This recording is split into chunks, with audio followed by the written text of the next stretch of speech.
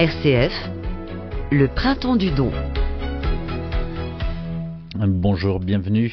Jusqu'à la fin de la semaine, c'est le printemps du don sur RCF. Nous sommes en direct sur RCF Hauts-de-France pour ce temps de mobilisation exceptionnel pour notre radio, pour vous inviter à nous soutenir. Bonjour Martin Pinguet. Bonjour Michel. Pour l'occasion, à la rédaction d'RCF Hauts-de-France, on vous propose chaque jour à cette heure-ci, de 11h à 11h30, une émission en direct à la rencontre de ce qui fait notre radio. Et hier, avec Anne-Henri, on accueillait Arnaud, le directeur de la station, Lola, journaliste stagiaire à la rédac. Nous étions également en direct avec le comédien qui joue Monsieur le curé fait sa crise. Demain, nous verrons que les bénévoles sont très précieux dans notre fonctionnement. Et aujourd'hui, on s'intéresse à la fabrique d'une émission et notre président est en studio avec nous pour répondre à quelques questions à l'heure où il s'apprête à passer la main. Bonjour. RCF, le printemps du don. Bonjour Jean-Luc Girard. Bonjour. Président de RCF Hauts-de-France. Printemps du don, d'abord, pourquoi cette opération, cette initiative Printemps du don? Alors Printemps du don, c'est vrai, on est presque encore en début d'année et c'est important cette année parce que on est un peu plus inquiet que les années précédentes. Bon, je vous fais pas de détails. Le contexte, d'une façon générale, le contexte n'est pas tout à fait à la joie. Hein, il y a beaucoup d'inquiétudes, etc.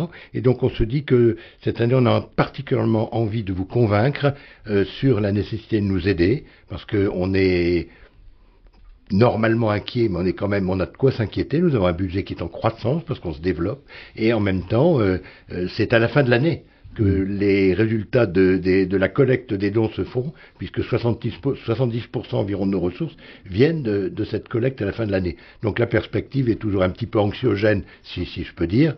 On a envie de vous parler de nos projets, tout simplement, au niveau, en ce moment, au printemps, pour vous donner envie peut-être d'anticiper sur votre don et peut-être même d'être un peu plus généreux.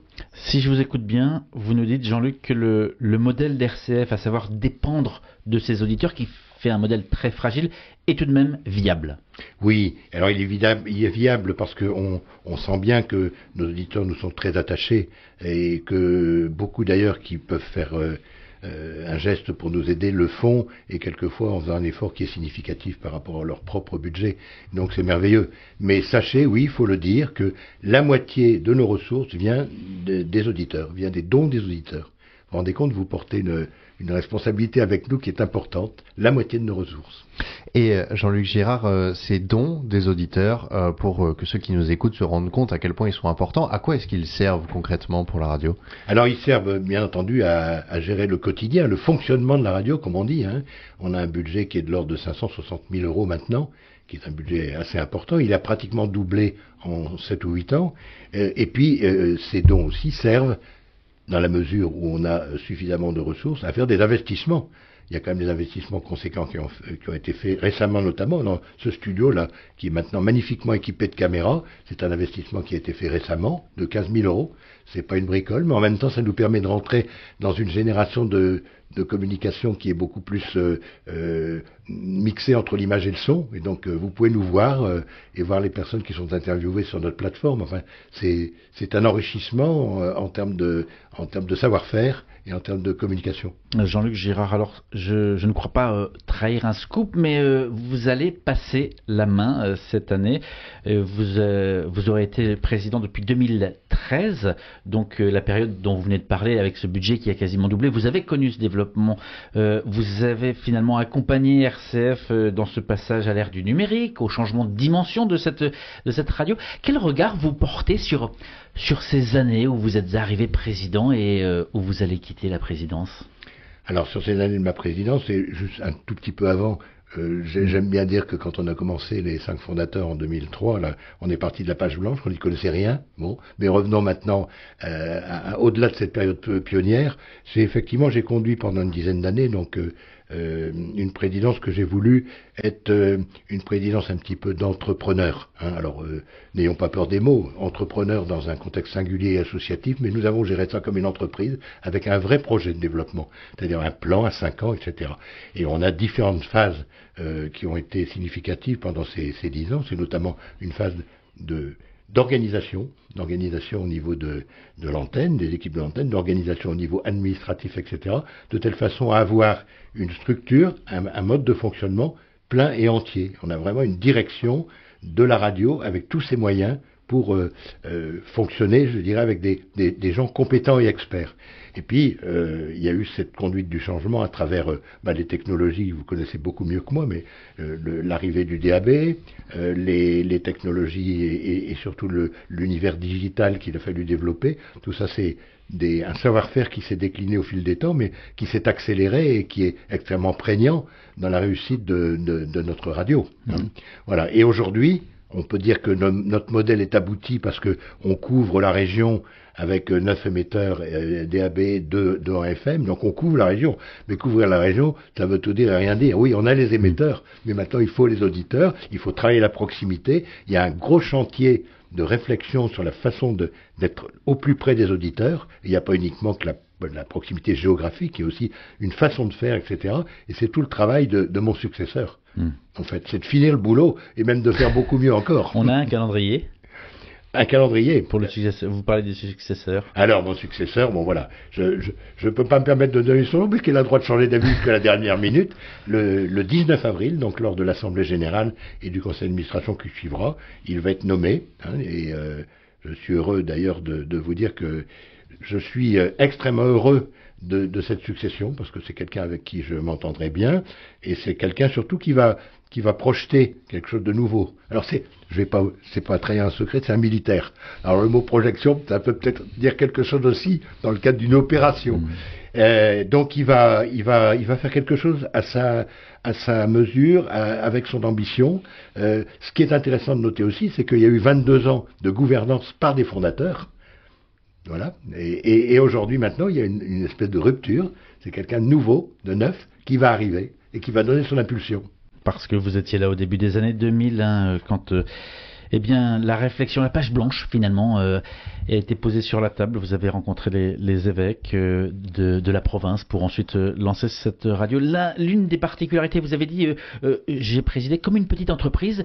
L'une des particularités de RCF, et RCF Hauts-de-France en particulier, c'est cet équilibre entre bénévoles et salariés. Ça doit être assez particulier. À propos de bénévoles, il y a celles et ceux que vous allez entendre à l'antenne. On leur fera de la place demain notamment. Il y a ceux et celles qu'on entend moins, qu'on entend peu à l'antenne, même pas du tout, et qui sont pourtant indispensables. Alors je pense à Isabelle, Marie, Sophie, les Michel, Morgane, j'en oublie, comme les équipes également qui distribuent les programmes dans les paroisses. Et puis, bref, Régis est en studio avec nous. Bonjour Régis. Oui, bonjour. Alors, l'efficacité discrète, la présence accueillante, qu'est-ce que vous faites à RCF Hauts-de-France, Régis? Alors, je suis dans l'équipe bénévole à l'accueil, une demi-journée par semaine, ainsi que les autres collègues qui font la même chose.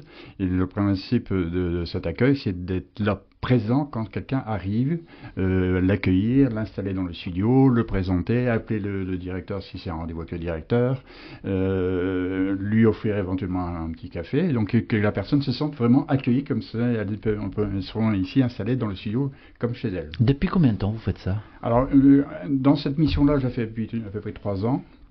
J'ai plusieurs fois changé les jours en fonction du fonctionnement de l'équipe. Mais en réalité, mon bénévolat remonte à beaucoup plus longtemps.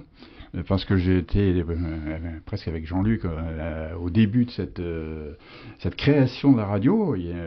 J'ai eu plusieurs actions du style, d'abord penser l'organisation. Avec la direction de l'époque, distribuer aussi des programmes dans les maisons de retraite. Les grilles de radio, la première grille de radio, il y avait 120 maisons de retraite sur la métropole à fournir. Et j'ai eu l'occasion de le faire. Donc c'est une mission importante qui est globalement font partie de l'accueil. C'est ça. Et alors on sait, on le réalise, l'importance pour RCF de présence de bénévoles comme vous, mais Régis, pour vous, en quoi ce bénévolat est important? C'est-à-dire que moi, cette radio, je la soutiens depuis le début.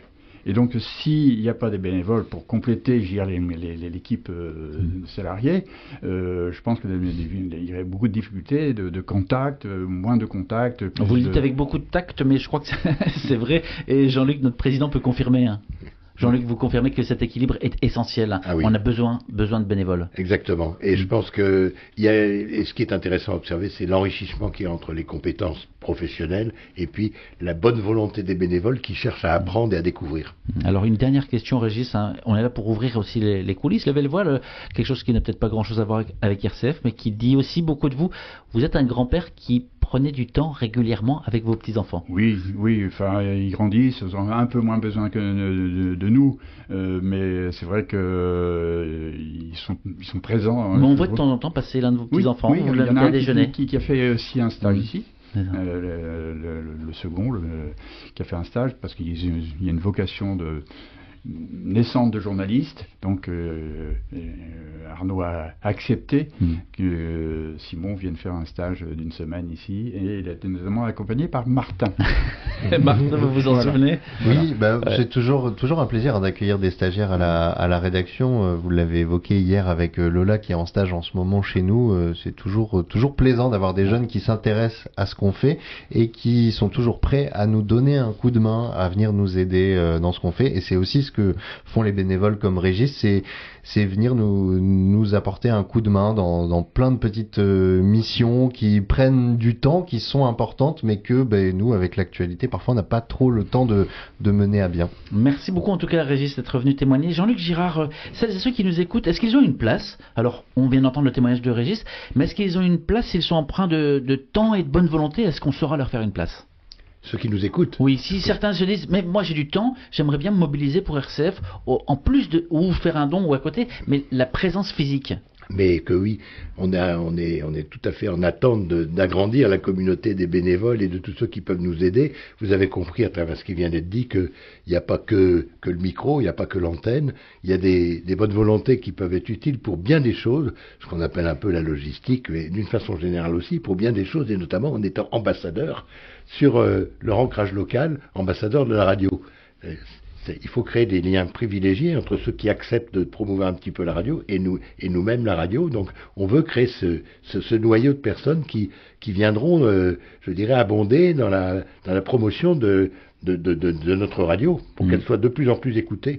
Jean-Luc Girard, on était encore un peu sous l'annonce que vous nous avez faite il y a 5 minutes, oui. Le fait que vous allez passer la main cette année. Rassurez-moi, rassurez-nous, on va continuer à vous voir dans les couloirs. C'est gentil. Mais écoutez, je vais me rassurer moi-même. J'ai pas tout à fait envie, effectivement, de fermer la porte. Hein. Par contre, j'ai envie de devenir le serviteur que je dois être, tout simplement, à ma place. Donc, il y a un nouveau président, il y a un conseil d'administration dans lequel je participerai, et en tant que fondateur, j'aurai peut-être un certain recul qui peut permettre quelquefois d'enrichir ou de compléter les réflexions. Mais voilà, je prendrai ma place plus modestement. Et puis surtout, je prendrai un certain recul parce que, bien évidemment, mon épouse et ma famille ont aussi indirectement contribué à ce que je puisse m'investir comme je me suis investi. Donc il faut peut-être un petit peu aussi que je me retourne vers eux et que je leur dis « Attendez, j'arrive ». Voilà, et vous avez une grande famille puisque je crois que vous avez 7 enfants et au moins plus d'une vingtaine. Et 25 petits-enfants. 25 petits-enfants. Et pour conclure, parce qu'on l'a compris, hein, cette radio, elle est sur les rails, sur les bons rails, elle a besoin d'être soutenue évidemment, mais fondamentalement, on ne l'a pas dit, qu'est-ce qu'une radio chrétienne comme RCF Hauts-de-France pour un territoire comme les Hauts-de-France? Quelle est la spécificité, selon vous, de cette radio? Bon, pour moi, je reviens toujours à l'intitulé fondateur de notre association. On l'a appelé Témoins sur les ondes. L'objectif premier était de donner la parole au plus grand nombre, et notamment à toutes ces richesses qui se font à travers le milieu associatif, tous ceux qui sont acteurs de liens sociaux, qui sont acteurs de bienfaits pour le fonctionnement autour d'eux, pour le fonctionnement de la société, à différents niveaux. Et donc nous, notre rôle, il est d'être un petit peu les médiateurs ou les intermédiateurs de tout ça, et de donner la parole à ce plus grand nombre, parce que c'est eux qui font, quelque part, bien entendu, on véhicule du sens, on véhicule aussi une ambition qu'on a, c'est de faire connaître celui qui est venu sur terre pour nous montrer la bonne voie, Jésus-Christ, etc., au nom de l'Évangile, etc.